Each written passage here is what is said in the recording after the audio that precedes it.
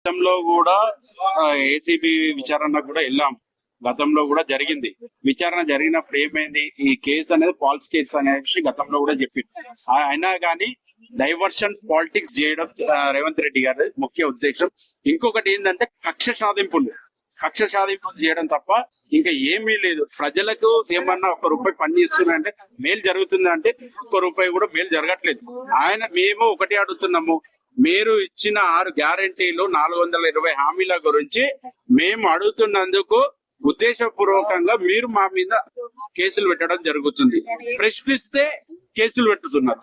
ఇలాంటివి చేయడం వల్ల చాలా నష్టపోతున్నారు. ఇంకొకటి ఏంటంటే ఈ గతంలో ఈ టైంలో రైతు బంధు రైతులకు ఇవ్వలే.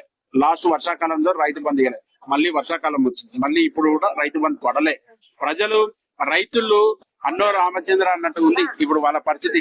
రైతుల నోట్లో మట్టి కొట్టి ఈ రోజు ఈ విధంగా కక్ష సాధింపులు తప్ప, పాలిటిక్స్ డైవర్షన్ చేయడం తప్ప ఇంకా ఏం లేదు. గతంలో చూసుకుంటే మొన్న వారం కిందట కేసీఆర్ కూడా హాజరవ్వాల్సి వచ్చింది, హరీష్ రావు గారు కూడా హాజరు కావాల్సి వచ్చింది కాళేశ్వరం గురించి. ఇట్లా ఎక్కడ చూసినా గానీ కక్ష సాధింపులు తప్ప ఇంకా ఏం లేదు.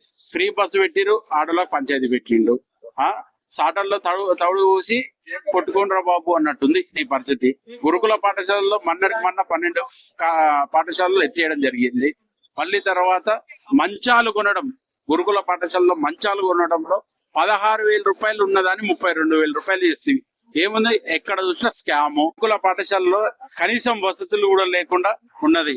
వాళ్ళకి విద్యార్థులను కూడా ఒక వంతు చూడాల్సింది పోయి మొన్న 3 మినిస్టర్లు చేసినప్పుడు కూడా ఒక్కరిని కూడా విద్యా శాఖ మంత్రి నియమించలేదు. మేము అనుకున్న 3 మినిస్టర్లు చేస్తే ఒకరినన్నా విద్యాశాఖ మంత్రి ఇస్తాడేమో అనుకున్నాం, కానీ అది కూడా ఇవ్వలేదు.